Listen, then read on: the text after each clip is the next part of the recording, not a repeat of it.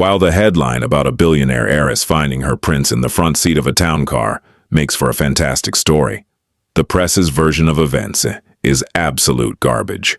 The media desperately wants to sell this kiss of life narrative as a modern fairy tale, but the reality is completely different. There was no romance in the back of that SUV. There was only panic, the metallic taste of blood, the sickening crack of a rib under the heel of his hand, and the desperate realization that if this woman died on his shift, he wouldn't make rent. Alfred stared at the digital clock on the dashboard. 6:42 p.m. 18 minutes until his shift ended. 18 minutes until he could hand the keys of the black Lincoln Navigator back to the fleet manager, take the subway to Brooklyn, and relieve Mrs. Gable, the neighbor who charged him $8 an hour to watch his daughter Maya. He did the math in his head. It was a habit he hated but couldn't break. $8 an hour times 4 hours, $32. His cut of the driving fare today was roughly $90. He was up $58 for 12 hours of dealing with New York traffic. It was a quiet kind of bleeding out. Pull up to the glass doors. The voice from the back seat belonged to Camilla Hayes. She was 32, the CEO of a predictive analytics firm that had just gone public, and worth somewhere in the neighborhood of $1.4 billion. Alfred knew this because the dispatcher had warned him not to screw this up.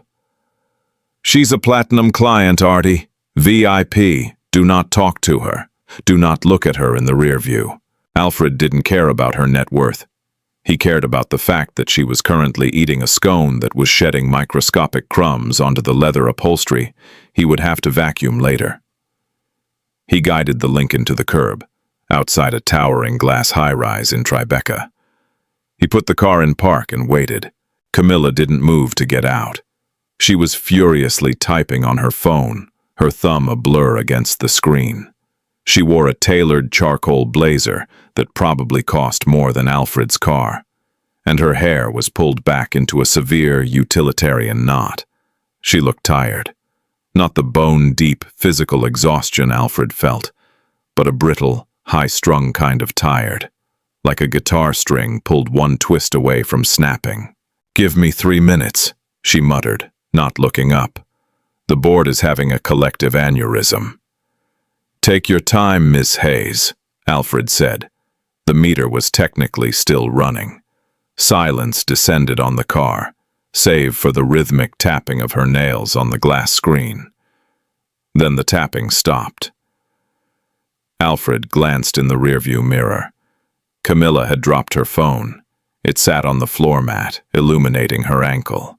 She was leaning forward, her hands clutching her throat. "Ms. Hayes." She didn't answer. A harsh, wet wheeze tore out of her chest. It sounded like air being forced through a crushed straw.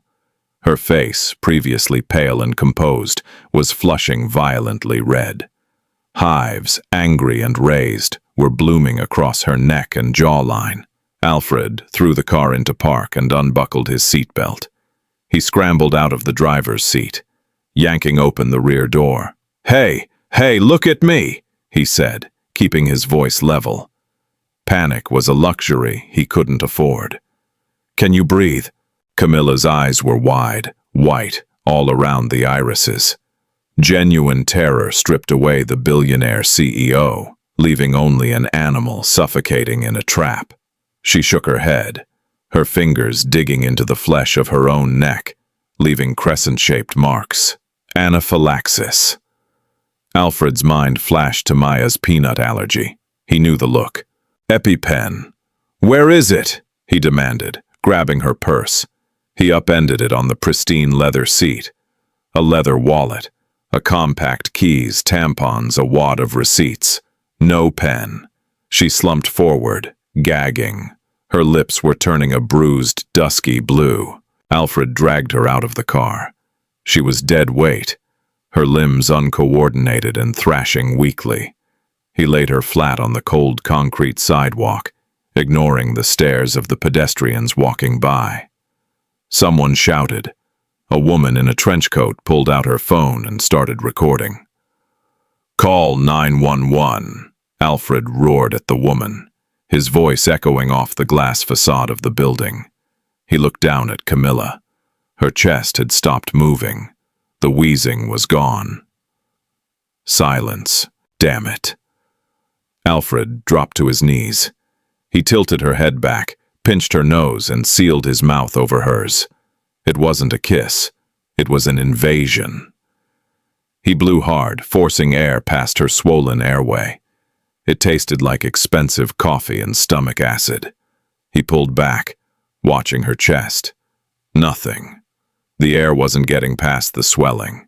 He interlaced his fingers, placed the heel of his hand squarely in the center of her chest, locked his elbows, and shoved his body weight downward. 1, 2, 3, 4. On the 8th compression, something gave way beneath his palms with a sickening crunch. A rib. He flinched, but kept pushing. He couldn't stop for broken ribs. A bone could be fixed. Brain death could not. 28, 29, 30. He pinched her nose again, sealed his mouth over hers. Blew. Pushed harder this time. He felt the air force its way into her lungs. He went back to the chest. Sirens began to wail in the distance, a rising scream cutting through the hum of the city. Alfred didn't hear them. His world had narrowed to the span of Camilla Hayes' sternum and the frantic pounding of his own heart. Sweat dripped from his nose, landing on her tailored blazer. He tasted blood where he had bitten the inside of his own cheek. "Come on," he grunted between compressions. "Don't do this! Come on!" Rough hands grabbed his shoulders, hauling him backward. Paramedics. 2 of them, moving with practiced, chaotic efficiency. One ripped open Camilla's shirt, exposing her chest, while the other plunged a needle directly into her thigh. Alfred stumbled back, hitting the side of the Lincoln. He slid down the door until he was sitting on the pavement. His arms were shaking so violently he had to tuck his hands between his knees. He sat there, covered in sweat and street grime, tasting another woman's dying breath, and thought about how he was definitely going to be late to pick up Maya. The waiting room at Mount Sinai Hospital smelled like industrial bleach and stale anxiety. Alfred sat in a plastic chair that seemed designed specifically to cause lower back pain. It was 10:45 p.m. He had called Mrs. Gable, promised her time and a half for the extra hours, and swallowed the nausea of knowing that wiped out his earnings for the week. He couldn't leave. The police had taken his statement. The fleet manager had called screaming about abandoning the vehicle. Before hanging up when Alfred mentioned a medical emergency. But Alfred stayed. He needed to know if the woman whose ribs he had shattered was going to wake up. The double doors of the ER swung open, and the reality of Camilla Hayes' world walked in. There were 3 of them. A tall man in a navy suit who looked like a lawyer, a shorter, sharper-looking woman holding a tablet, and a massive guy who was obviously private security. They didn't look frantic. They looked like an executive crisis management team descending on a PR disaster. The woman with the tablet zeroed in on Alfred. She didn't walk. She marched. "Alfred Pendleton?" she asked. Her tone was brisk, devoid of warmth. "Yeah," Alfred said, slowly standing up. His knees popped. "I'm Sarah, Chief of Staff for Ms. Hayes. This is David, Head of Legal," she said, gesturing to the man in the suit. "First, Ms. Hayes is stabilized. The epinephrine arrested the anaphylactic shock. She's resting." Alfred let out a breath he felt like he'd been holding for 3 hours. "Good, that's good. What was it?" "A macadamia nut paste used in a pastry she consumed earlier," Sarah said smoothly, as if reading from a press release. "We are extremely grateful for your quick intervention, Mr. Pendleton." David, the lawyer, stepped forward. He reached into his suit jacket and pulled out a manila envelope. "We'd like to express our gratitude more tangibly. Ms. Hayes's privacy is our utmost priority. We know there were bystanders. We know cell phone footage exists. Alfred stared at the envelope. He knew exactly what it was. Inside is a cashier's check for $25,000, David said, his voice dropping to a confidential murmur. And a standard non-disclosure agreement. It simply states you will not speak to the press, post on social media, or give interviews regarding the events of this evening, Ms. Hayes's medical condition, or the physical contact involved in the resuscitation. The physical contact. They meant the mouth-to-mouth. They meant the headline, waiting to happen. Alfred looked at the men and women standing in front of him. They were perfectly groomed, heavily perfumed, and utterly insulated from the reality of the street. 25 grand. To them, it was petty cash. To Alfred, it was 6 months of rent. It was braces for Maya. It was a used car that didn't have a check engine light permanently burned into the dashboard. It was salvation, and it felt like a slap in the face. He didn't hate rich people. He was too tired to hate anyone. But the sheer transactional coldness of it, buying his silence before the woman was even out of the ICU, ignited a slow-burning anger in his chest. "I broke her rib," Alfred said abruptly. Sarah blinked. "Excuse me." "I broke her rib," Alfred repeated, looking David dead in the eye. "During CPR, the compressions, I heard it snap. The medical staff informed us," David said, recovering quickly. "Given the circumstances, we do not intend to pursue any liability claims against you for the physical injury. The NDA covers a mutual release of, 'I don't want your money,'" Alfred said. The words tasted like ash. He was an idiot. A prideful, stupid idiot. But he couldn't take it. Not like this. Not like a bribe to pretend he hadn't had his hands buried in someone's dying chest. David frowned. "Mr. Pendleton, I urge you to reconsider. This is a very generous. I want her to pay my fleet manager for the detailing of the back seat," Alfred interrupted. "And I want her to cover the $70 I owe my babysitter for keeping me here tonight." "That's it." Sarah and David exchanged a look. It was the look reserved for a stray dog that refuses a piece of steak. "Mr. Pendleton," Sarah started, her voice taking on a patronizing edge. "Tell you what," Alfred said, stepping past them toward the exit. "Keep the 25 grand. Just tell her to carry a damn EpiPen next time. It's cheaper." He walked out into the humid New York night, the automatic doors sliding shut behind him.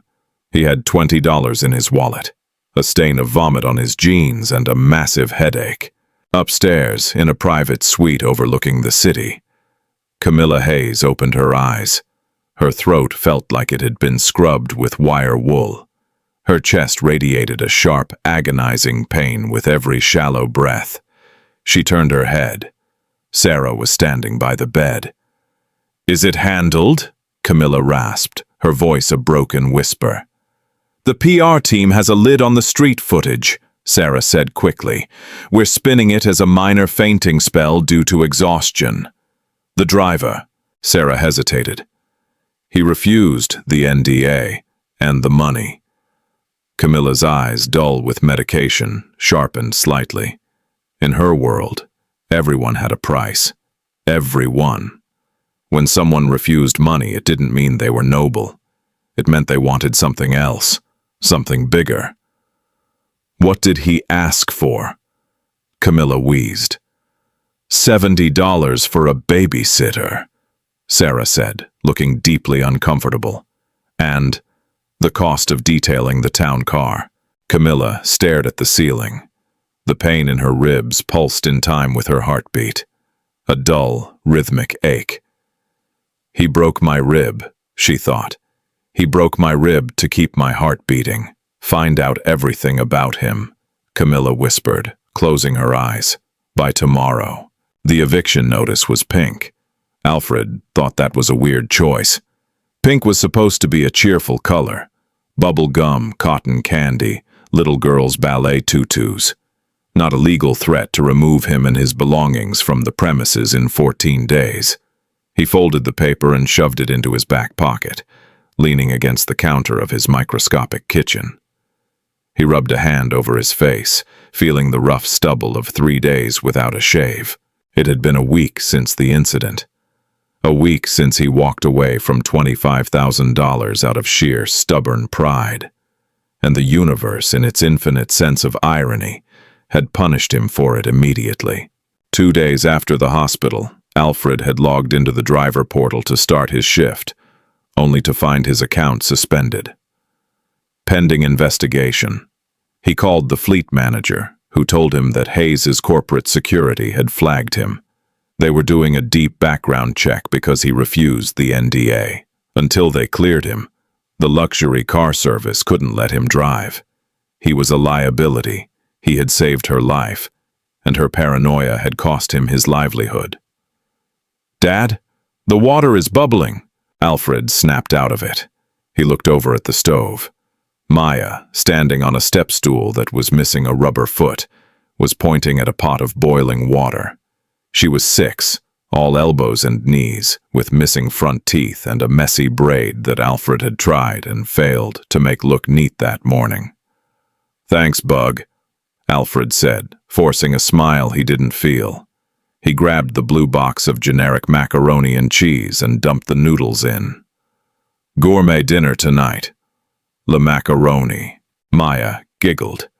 "You're silly." A sharp knock at the door killed the laughter in the room. Alfred stiffened. He glanced at the clock. 7 p.m. The landlord didn't come knocking this late. "Go sit on the couch, Maya," he said quietly.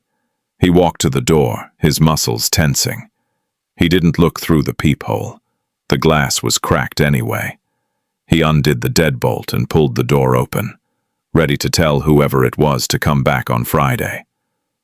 He froze. Standing in the dingy, flickering fluorescent light of the hallway was Camilla Hayes. She looked different. No tailored suit. She wore dark jeans, a black cashmere sweater, and a heavy wool coat. She looked smaller than she had in the back of the SUV, perhaps because she was favoring her left side, holding her arm tightly against her ribs.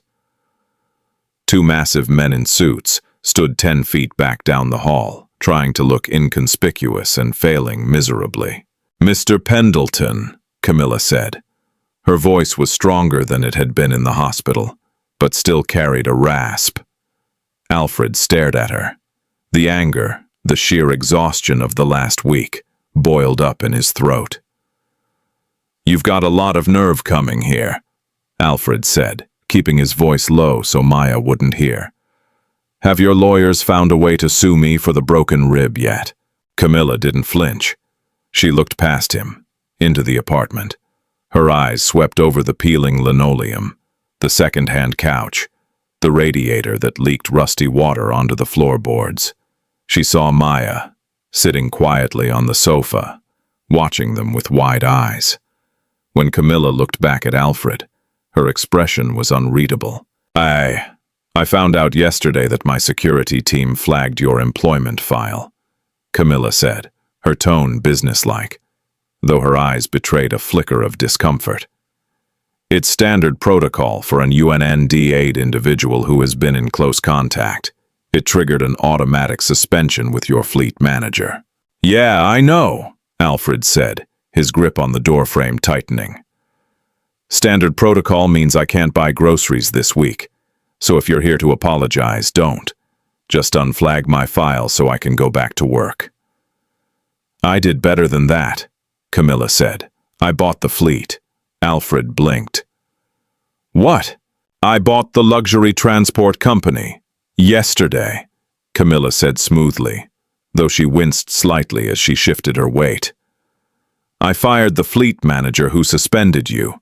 Your account is reinstated, with a promotion, if you want it." Alfred let out a harsh, disbelieving laugh. "You bought a whole company just to give me my job back. What, did your PR team tell you that's how humans say thank you?" I don't have a PR team for my personal life, Camilla snapped, a flash of genuine irritation breaking through her calm veneer. And I don't like owing debts. You saved my life. I ruined your week. I am fixing it. I told your people in the hospital. I don't want your money or your charity, Alfred said, stepping forward, invading her space just enough to make the bodyguards down the hall twitch. I did what anyone would have done. No, you didn't, Camilla said, her voice dropping, losing the corporate edge. She looked up at him, and for the first time, Alfred saw the vulnerability he had seen in the car. Anyone else would have waited for the ambulance so they couldn't be sued, or they would have taken the $25,000. You did neither. She reached into her coat pocket. Alfred tensed, but she only pulled out a folded piece of paper. Not a check, not a legal document. This is an address, Camilla said, holding it out. It's a private clinic in Manhattan. I have an appointment tomorrow at noon to check the bone healing. They need a sworn statement for the medical file regarding the exact pressure and angle of the CPR compressions. Alfred looked at the paper, then at her. Why do I need to be there for that? Because, Camilla said, a faint, bitter smile touching the corners of her mouth. My lawyers won't let me drive myself while on painkillers.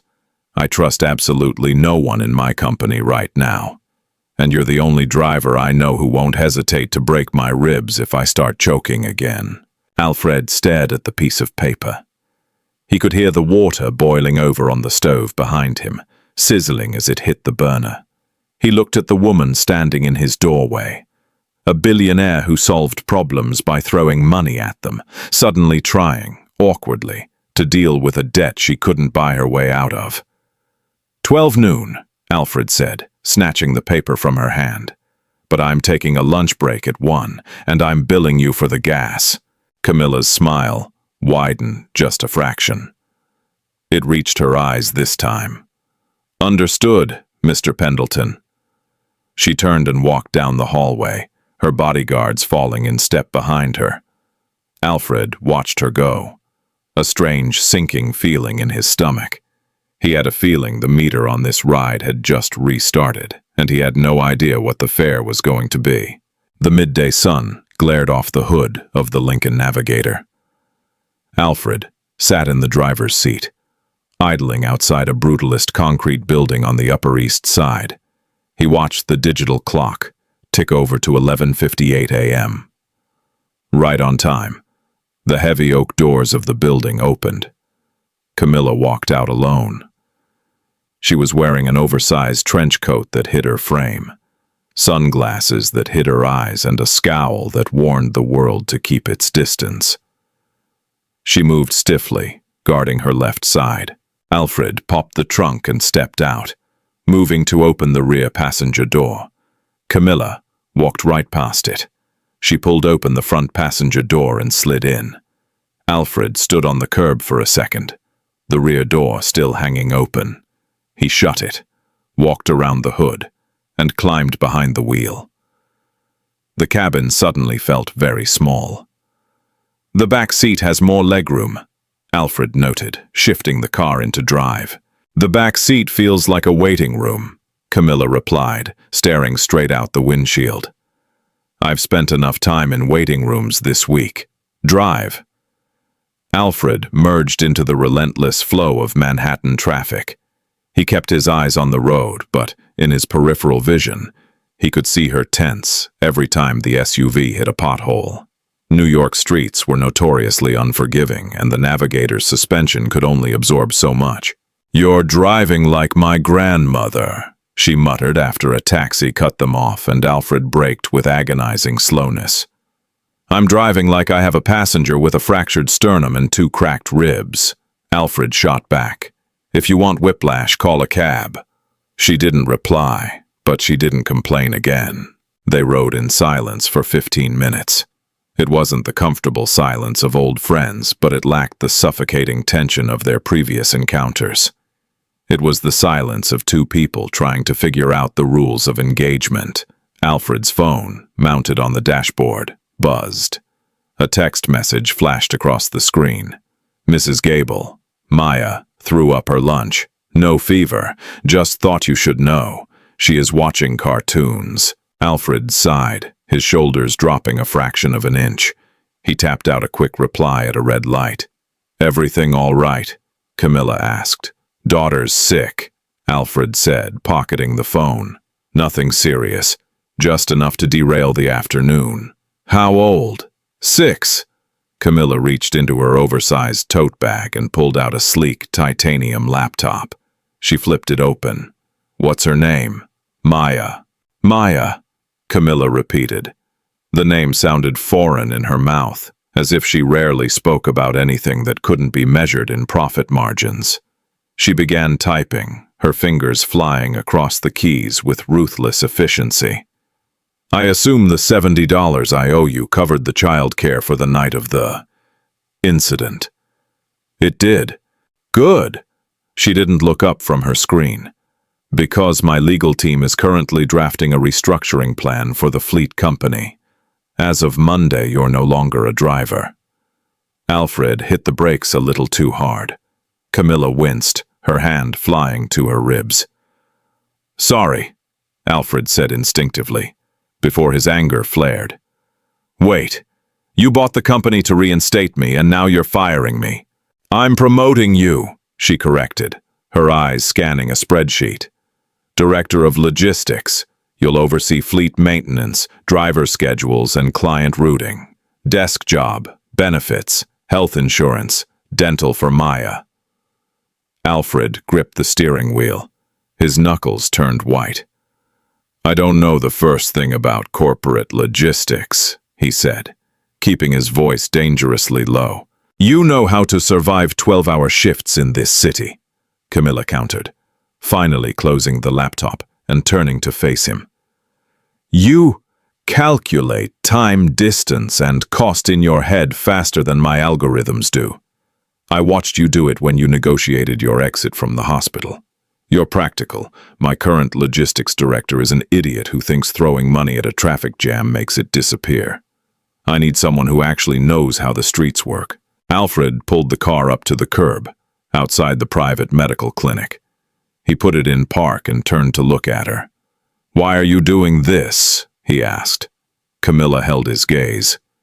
Behind the designer sunglasses, he could see the dark circles under her eyes. She looked exhausted.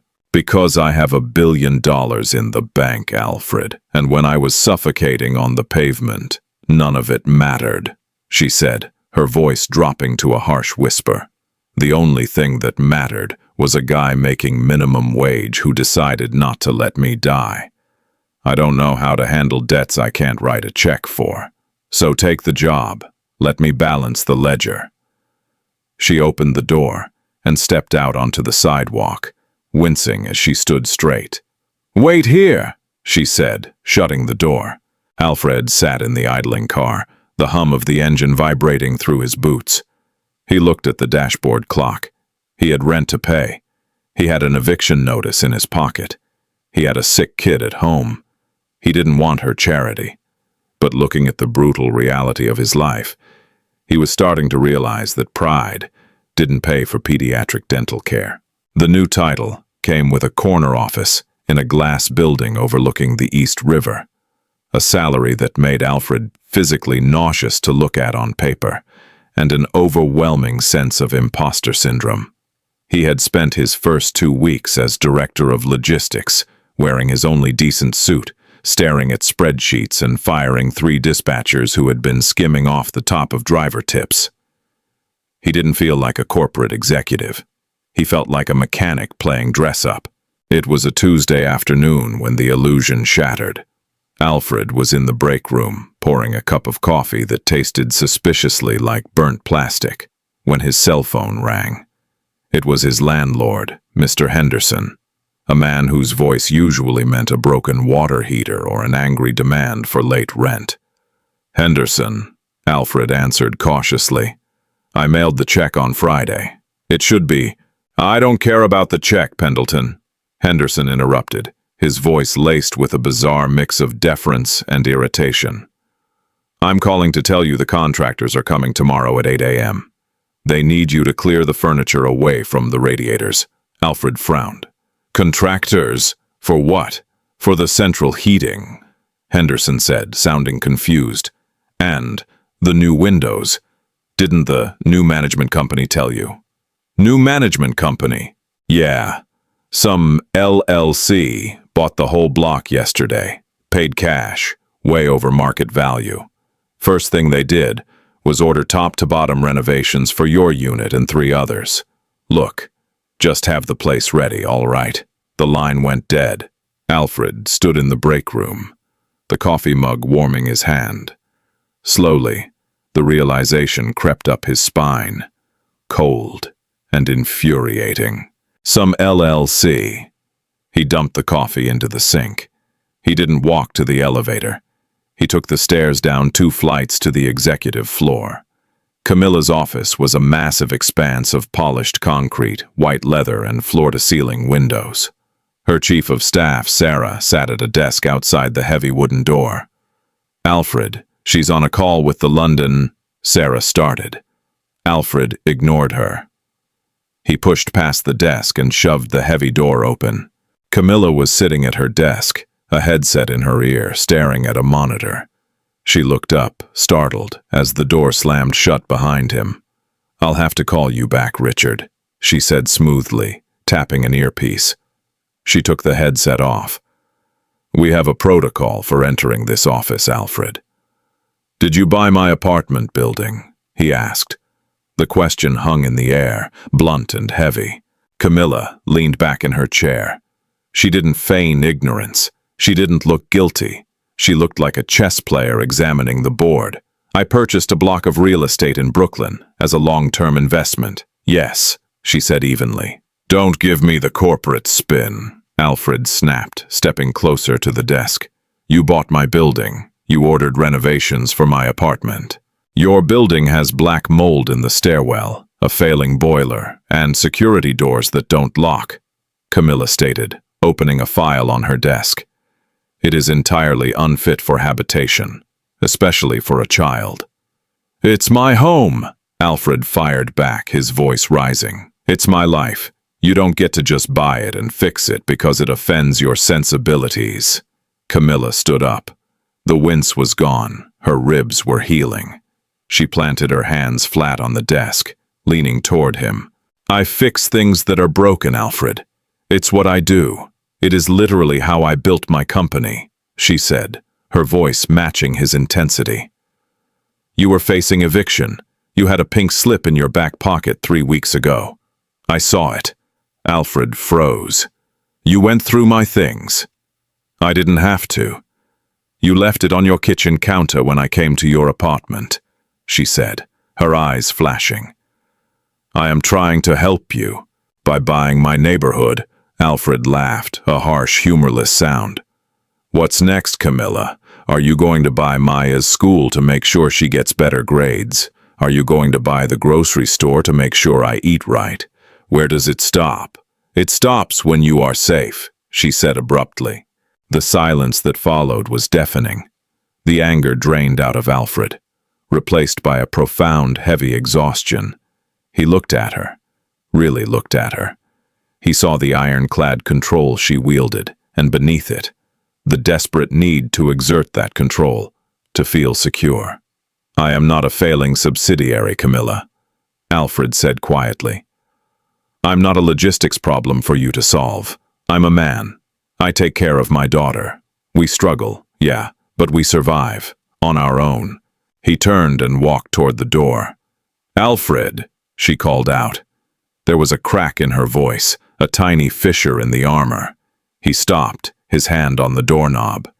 "You saved my life," she whispered. "Let me save yours." Alfred looked back over his shoulder. "You already gave me a job, Camilla. That was enough. You can't buy my dignity. Sell the building, or I quit." He walked out, leaving the door open behind him. It was 2:14 a.m. Alfred was sitting on his second-hand couch, staring at the muted television. The light from the screen painted the cramped apartment in flickering shades of blue and gray. The renovations hadn't started yet. He didn't know if they ever would. He hadn't spoken to Camilla in 3 days, communicating only through terse emails regarding fleet routing. A knock at the door startled him. He grabbed the heavy metal flashlight he kept under the couch cushion and walked to the door. He peered through the cracked peephole. He unbolted the door and pulled it open. Camilla stood in the hallway. She looked terrible.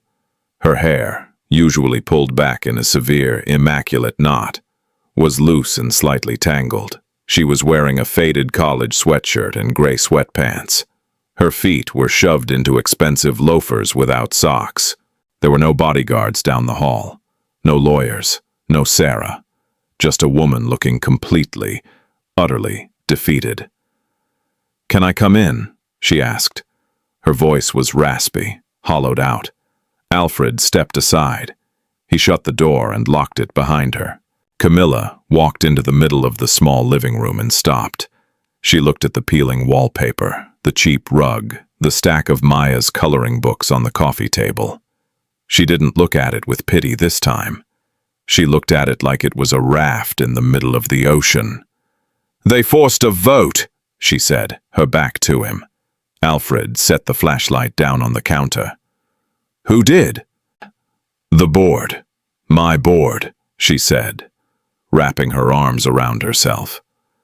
"Richard, the man I was on the phone with the day you stormed into my office. He called an emergency session, claimed my medical leave and recent erratic behavior proved I was unfit to lead the company through the upcoming merger." "Erratic behavior?" Camilla turned to face him. Her eyes were red. "Buying a luxury transport company, firing my executive logistics director, spending millions on a decaying residential block in Brooklyn." She let out a weak, breathy laugh. "They used you to build a case against me." Alfred felt a knot tighten in his stomach. "Did they fire you?" "They put me on an indefinite leave of absence, stripped my voting rights. The buyout clause will trigger in 30 days, she said. She sank down onto the cheap fabric of the couch, burying her face in her hands. "I built that company in my garage. It took me 10 years. They took it in 10 hours. Alfred stood in the kitchen. He didn't know what to do. In his world, when a person lost a job, they panicked about groceries. They looked for another shift. They didn't lose empires. He walked over to the tiny kitchenette, grabbed a chipped ceramic mug, and poured a measure of cheap bourbon from a bottle he kept above the fridge. He walked over to the couch and held it out. Camilla looked up, took the mug, and downed it in one fluid motion. She coughed as the cheap alcohol burned down her throat. "God, that's awful," she gasped, wiping her mouth. "It kills the germs," Alfred said, sitting down on the opposite end of the couch. They sat in silence for a long time. The streetlights from the avenue cast long, barred shadows across the floor. "I sold the building," Camilla said quietly, tracing the rim of the empty mug with her thumb. "The paperwork went through this morning, to a non-profit housing trust. They won't evict anyone, they'll just fix the boiler." Alfred looked at her. The apology wasn't spoken, but it hung loudly in the space between them. "Thank you," he said. "I didn't know where else to go tonight," she admitted, her voice barely above a whisper. "My apartment felt like a vault. Everyone I know works for me, or wants something from me, or just stabbed me in the back. You're the only person I know who actually told me no." Alfred leaned back against the cushions. "Yeah, well, I'm stubborn." Camilla turned her head to look at him. Stripped of the blazers, the wealth, and the armor, she looked remarkably young and terrifyingly fragile. "What do I do now, Alfred?" she asked. The billionaire, CEO, asking a single dad with a suspended driver's license for life advice. Alfred thought about the night he pulled her from the car, the crushing weight of the chest compressions, the desperate need to keep the air moving. "You breathe," Alfred said gently. "You wait for the swelling to go down, and then you figure out how to stand up." Surviving a crisis requires a few key steps. Assess the damage. Look at what is actually broken versus what is just bruised. Stop the bleeding, cut off the things and people that are draining resources. Rebuild the foundation. Focus on the immediate reality. Food, sleep, a secure roof. "It sounds exhausting," she whispered. "It is," Alfred agreed, "but it beats the alternative." He reached out, closing the distance on the couch, and placed his hand lightly over hers. It wasn't a romantic gesture. It was a grounding one. Skin against skin. Warmth against the cold. Camilla didn't pull away. She turned her hand over, lacing her fingers through his. She let out a long, shuddering breath, closed her eyes, and finally, for the first time in her life, allowed herself to just be a passenger. The smell of burnt toast and cheap drip coffee dragged Camilla out of a deep, dreamless sleep. She opened her eyes to a ceiling map of water stains. The couch beneath her smelled of dust and generic laundry detergent. Her neck was stiff, her ribs throbbed with a dull, persistent ache, and she was wearing clothes she had slept in. For the former CEO of a billion-dollar analytics firm, it was rock bottom. For Alfred Pendleton, it was Wednesday morning. Camilla sat up, pulling the scratchy wool blanket around her shoulders. The apartment was loud. The radiator hissed, a siren wailed 2 blocks over, and from the kitchen, a small voice was interrogating someone about dinosaurs. "But if the T-Rex had tiny arms, how did he put on a hat?" Maya asked. "He didn't wear hats, Bug," Alfred's voice replied, followed by the scrape of a butter knife on toast. "He was a giant lizard. Hats are a mammalian construct. Go brush your teeth." Camilla swung her legs off the couch. Her bare feet hit the cold, scarred linoleum. She walked toward the kitchenette, feeling stripped of every layer of armor she had spent the last decade building. She had no portfolio, no title, no assistants to manage her schedule. She had a hangover from 2 fingers of bottom-shelf bourbon and a bruised sternum. Alfred looked up from the counter as she stepped into the light. He was wearing a faded gray t-shirt and jeans, handing a plate of toast to Maya, who was eyeing Camilla with the unapologetic curiosity of a 6-year-old. "You're the lady from the hospital," Maya said, pointing a sticky finger. "Dad said you choked on a nut." "Maya, manners," Alfred reprimanded gently. "It's all right," Camilla said, her voice rough. She looked at the little girl, taking in the mismatched socks and the missing front teeth. "Your dad is right. I ate something I shouldn't have. He helped me." "He's good at fixing things," Maya stated matter-of-factly, grabbing her toast and darting toward the bathroom. Alfred grabbed a second mug, poured coffee into it, and slid it across the chipped Formica counter. "It's not Ethiopian single origin, but it's hot." Camilla took the mug, wrapping her hands around the warm ceramic. "Thank you. For last night. And for the couch." "Don't mention it," Alfred said. He picked up a rag and started wiping down the counter with methodical, practiced strokes. "What's the play today? You calling your lawyers?" "My lawyers work for the board now," Camilla said, taking a sip. The coffee was bitter and overly strong. It tasted exactly like reality. "Any attorney I hire to fight the injunction will demand a retainer I can't currently access. Richard froze my personal assets pending an internal audit to ensure I didn't misappropriate funds during my erratic phase." Alfred stopped wiping. He looked at her, his brow furrowing. "Can they do that?" "If they claim I was using company resources to fund personal side projects, like buying a fleet company and a block of Brooklyn real estate, yes, it's a standard asset freeze in corporate disputes involving fiduciary duty. They want to starve me out, force me to take a lowball severance and disappear. She walked over to the small, rickety table, serving as Alfred's dining area, and sat down. On it sat a bulky, 5-year-old laptop, covered in stickers. "Can I use this?" she asked. Alfred nodded. "Password is Maya 2020. Camilla opened the machine. It whirred loudly, the fan struggling to boot up the operating system. She didn't have her proprietary software, her predictive algorithms, or her server access.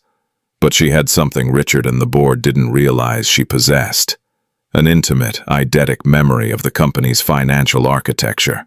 For the next 4 hours, while Alfred walked Maya to school and returned to sort out his own life, Camilla worked.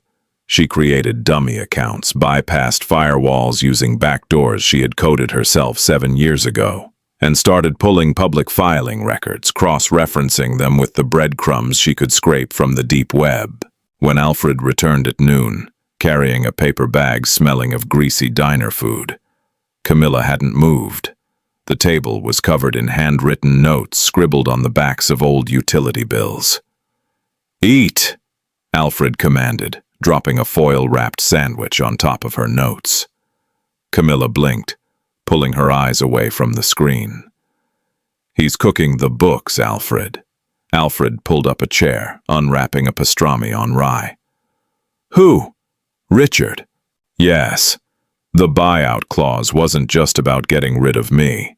It was about covering his tracks," Camilla said, her words spilling out in a rapid, energized clip. She pointed at a web of numbers she had drawn on an envelope.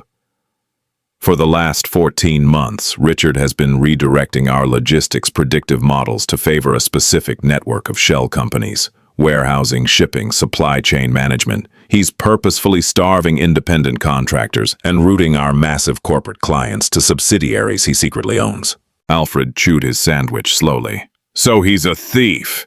"He's worse than a thief. He's building a monopoly using my company's data, and he's crushing the working-class infrastructure of this city to do it," Camilla said, her eyes dark with fury. "He's forcing out small fleets, bankrupting independent drivers, and buying their assets for pennies through these shell corps. He didn't flag your file because you refused my NDA, Alfred. He flagged your file because the fleet company you worked for was his next acquisition target, and he wanted to clear out the senior drivers to cut pension liabilities before the buyout." Alfred stopped chewing. The background hum of the refrigerator seemed to vanish, leaving only a cold, heavy silence in the room. He thought about the dispatcher he knew who had lost his home. He thought about his own pink eviction notice. It wasn't just bad luck. It was a calculated algorithm, run by a man in a glass tower. "You're telling me," Alfred said, his voice dropping an octave, "that this guy is the reason half my buddies are driving 12 hours a day and still can't make rent?" "Yes." Camilla looked him dead in the eye. "It's a systemic bleed. He's treating human lives as rounding errors." Alfred looked at the battered laptop, then at the billionaire sitting at his cheap kitchen table. He felt a familiar, cold anger settling into his bones. It was the same anger he felt when he saw a rigged meter or a crooked cop. It was the demand for hard karma. "Digital trails can be deleted," Alfred said quietly. "If you go to the SEC with a bunch of notes on the back of my light bill, they'll laugh you out of the room." "I know," Camilla said, the frustration bleeding back into her voice. "I need physical proof, shipping manifests, invoices signed by his alias. But those are locked in paper files at his primary warehouse in Queens. I can't get in there. I don't even have a car." Alfred stood up. He walked over to the hook by the door and grabbed his keys. The keys to the black Lincoln Navigator he technically still managed as director of logistics. "I do," Alfred said. "Put your shoes on. We're going to Queens."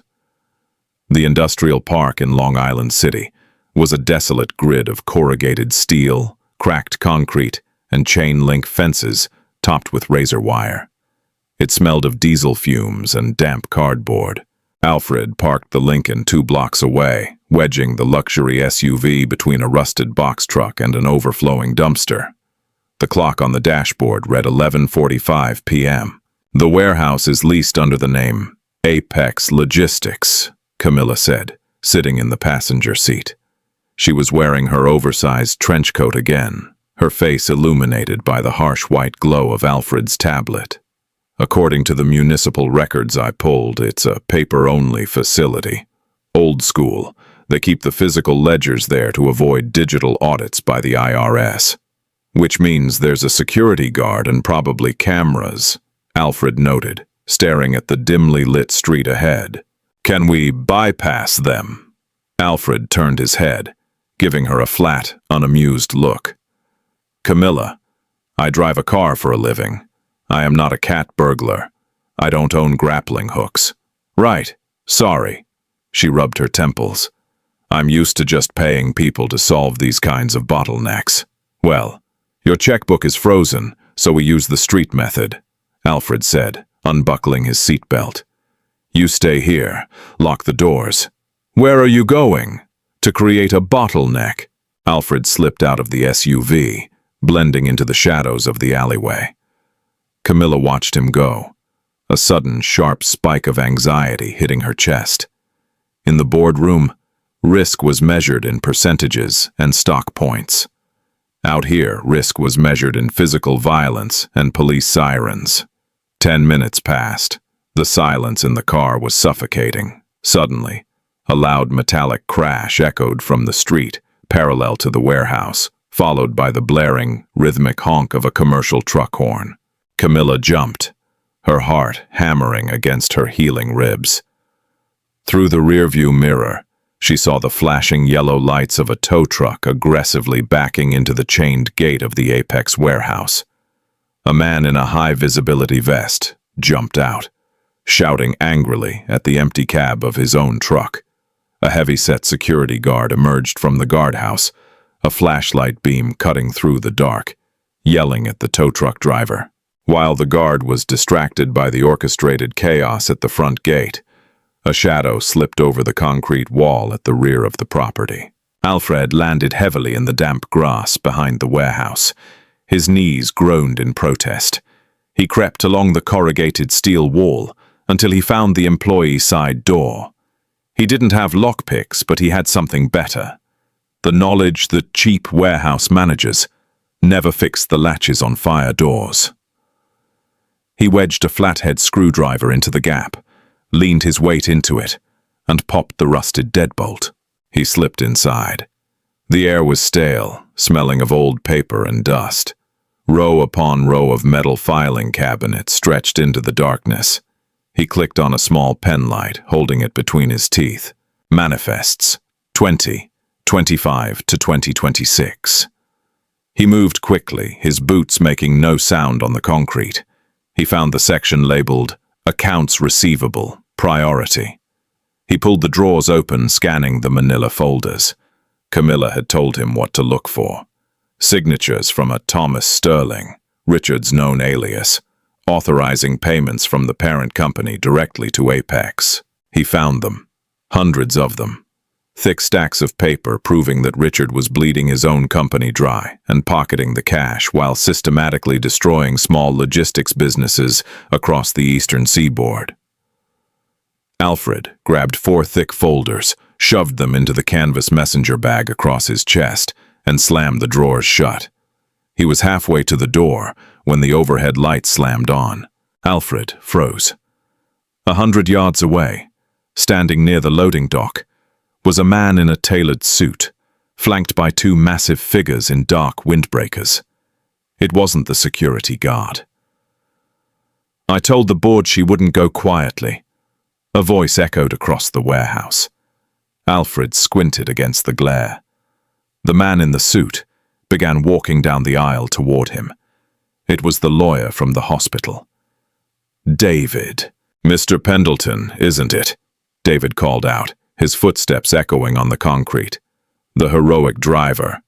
Richard suspected Camilla might use you as an errand boy. It's pathetic, really. A billionaire hiding behind a chauffeur. Alfred didn't move. He calculated the distance to the fire door. 30 feet. The two muscle-bound men were closing in fast. Put the bag down, Alfred," David said smoothly, stopping 20 feet away. "This is corporate business. It's above your pay grade. You walk away right now and we forget you were trespassing. You try to leave with those files and these gentlemen will break both your legs before they call the cops. Who will take care of your daughter while you're in Rikers?" Alfred's grip on the canvas bag tightened. The mention of Maya sent a spike of pure, unadulterated ice through his veins. He looked at David. He looked at the tailored suit, the smug expression, the absolute certainty that money and power gave them the right to take whatever they wanted, squash whoever was in their way, and walk away clean. "You guys really don't get it, do you?" Alfred said, his voice eerily calm. David frowned. "Get what?" "You think you own the streets because you buy the buildings," Alfred said, stepping forward instead of backward. "But you don't know how the machinery works. You don't know the people who actually drive the trucks, run the meters, and haul your garbage." Alfred reached into his pocket and pulled out his phone. He pressed a single button. Outside, the chaotic yelling at the front gate abruptly stopped. The tow truck horn died. In its place rose a new sound, a low, thunderous rumble that vibrated through the concrete floor of the warehouse. David turned around, looking toward the loading bays. The massive corrugated metal doors at the front of the warehouse suddenly buckled inward with a shrieking tear of metal. The grill of a 20-ton garbage truck smashed through the barrier, glass and steel raining down onto the floor. Behind it, two more heavy-duty tow trucks roared into the gap, their headlights blindingly bright, flooding the warehouse in chaotic light. The two bodyguards stopped dead in their tracks, shielding their eyes. Alfred smiled grimly. He had called in a few favors from the boys at the dispatch center, the ones who had lost their pensions because of Apex Logistics. "I'd suggest you move, David," Alfred yelled over the roar of the diesel engines. "The sanitation union is very upset about their contracts," while the lawyers and the muscle scrambled backward to avoid the massive trucks pouring into the facility. Alfred sprinted for the fire door. He threw it open, bolted across the damp grass, and scrambled over the wall, the heavy canvas bag thumping against his back. He hit the alleyway running. The Lincoln Navigator's passenger door flew open before he even reached it. He threw himself into the driver's seat, slamming the door shut. "Drive!" Camilla yelled, her eyes wide with adrenaline. Alfred threw the car into gear, slammed the gas pedal to the floor, and tore out of the alley, leaving the chaos of the industrial park behind them. He merged onto the BQE, the city lights streaking past the windows. His heart was hammering against his ribs, his breath coming in ragged gasps. He looked over at Camilla. She was clutching the canvas bag to her chest like it was a life preserver. "Did you get it?" she asked, her voice trembling slightly. Alfred reached over and patted the thick folders protruding from the bag. "We got him!" Camilla let out a sound that was half laugh, half sob. She slumped back against the leather seat, turning her head to look at him. The adrenaline was fading, leaving a sharp, electric clarity in the air between them. "You're out of your mind," she whispered. "I'm a logistics director," Alfred corrected, a slow grin spreading across his face. "I moved the freight." The boardroom on the 54th floor of the Hayes Analytics Tower was a monument to wealth and silence. A massive mahogany table sat in the center, surrounded by 12 leather chairs. Floor-to-ceiling windows offered a panoramic view of the Manhattan skyline, placing the occupants quite literally above the rest of the world. At 9 a.m. on Friday, the board was in session. Richard sat at the head of the table. He was a man in his late 50s, with silver hair and a smile that never quite reached his eyes. He was currently reviewing the final buyout agreement that would formally sever Camilla Hayes from her own company. "If there are no further objections," Richard said, his voice projecting smooth authority, I call for a vote to finalize the severance package and officially transfer interim CEO duties to myself. The heavy oak doors of the boardroom swung open. I object. The room went dead silent. Camilla walked in. She wasn't wearing a faded sweatshirt or a borrowed coat. She was wearing a razor-sharp crimson blazer, tailored black trousers, and a pair of stilettos that clicked against the hardwood floor like gunshots. Her hair was pulled back into its severe, immaculate knot. The billionaire had returned. Behind her walked Alfred. He wore his only suit, freshly pressed, holding a thick brown leather briefcase. He didn't look at the skyline. He looked at the men and women at the table, with the cold, assessing gaze of a man checking his rearview mirror for a threat. "Camilla," Richard said, recovering quickly, though a vein throbbed near his temple. "This is a closed session. You are currently suspended from all corporate duties. Security should not have let you up here." "I own 51% of the voting shares, Richard. Security works for me," Camilla said, walking slowly toward the table. "And as of this moment, your vote is irrelevant. I am holding an emergency shareholders meeting." A murmur rippled through the board members. David, the lawyer, stood up near the back of the room, his face pale as he locked eyes with Alfred. "Camilla, this behavior only further proves your instability," Richard said, adopting a tone of patronizing concern. "Please, let us handle this with dignity. Don't make a scene." "I'm not making a scene, Richard. I'm performing an extraction," Camilla said.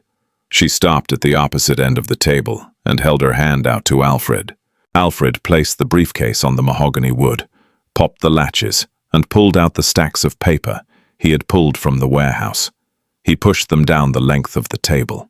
"Those are the physical shipping manifests, signed invoices, and bank routing numbers for Apex Logistics, fronted by Thomas Sterling," Camilla announced, her voice ringing with absolute lethal clarity. "A company that, as of midnight last night, has been formally linked to your personal offshore accounts by an independent forensic audit team I hired." Richard stared at the papers. His smooth veneer cracked, replaced by a sudden, ugly panic. This is fabricated," Richard stammered, looking at the board members. "This is a desperate smear campaign by an ousted executive." "It gets worse, Richard," Alfred interrupted. His voice wasn't loud, but it carried the heavy, unmovable weight of truth. He stepped forward, planting his hands on the table.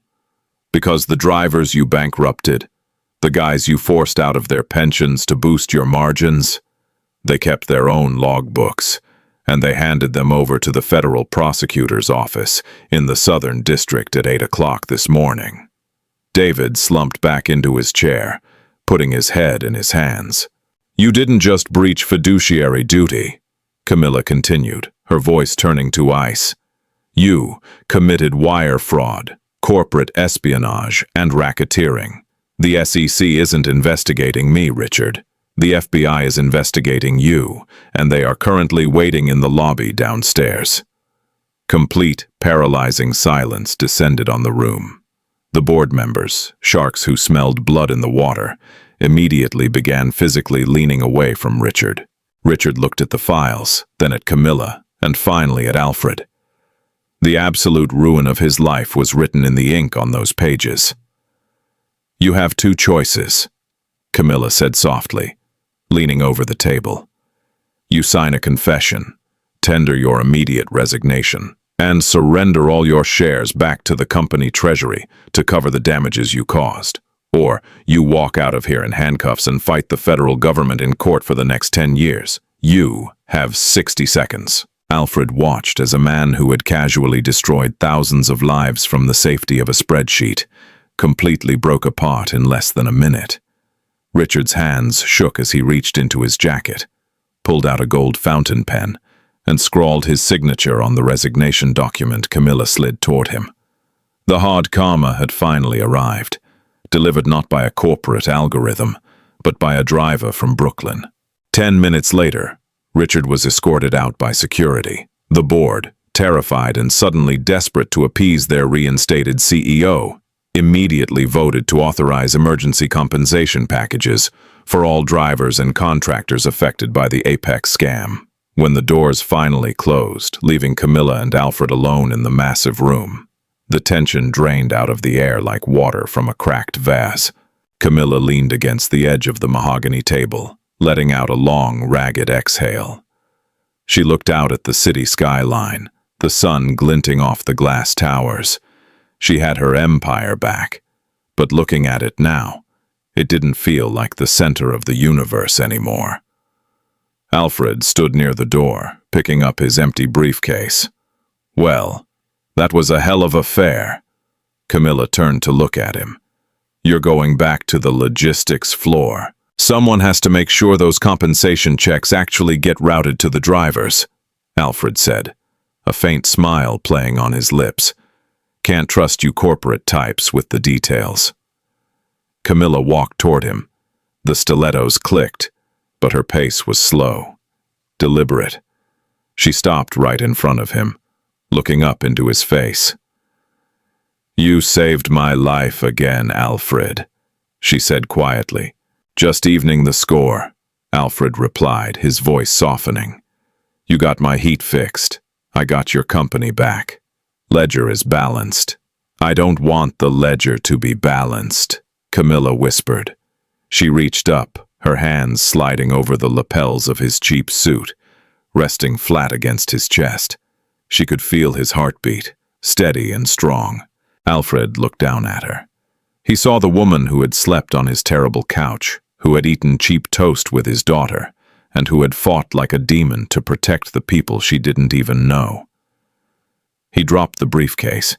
It hit the hardwood floor with a dull thud. Alfred wrapped his arms around her waist, pulling her close, careful of her ribs but firm enough to let her know he wasn't letting go. He leaned down and kissed her. It wasn't a kiss of life. There was no panic, no blood, no sirens in the distance. It was a slow, deep, grounded promise. It tasted like expensive coffee, triumph, and the terrifying, beautiful reality of two completely different worlds colliding and finally deciding to merge. When they broke apart, Camilla rested her forehead against his chin, letting out a shaky breath. So, she murmured, a small smile curving her lips. What time do we have to pick up Maya? Alfred smiled, pulling her closer. 3:30, but the meter is officially off. And that is exactly how hard karma is delivered to the elite. Alfred and Camilla prove that when the grounded reality of the streets meets the fierce intelligence of the boardroom, no corrupt system stands a chance. Viewers who expected that massive garbage truck entrants should leave their favorite moments down in the comments. For audiences who love this deeply emotional, high-stakes collision of worlds, the best way to support the channel is to smash that like button, share the story with someone who loves a satisfying underdog victory, and subscribe to the channel for more intense, grounded storytelling. The channel will be back with more next time.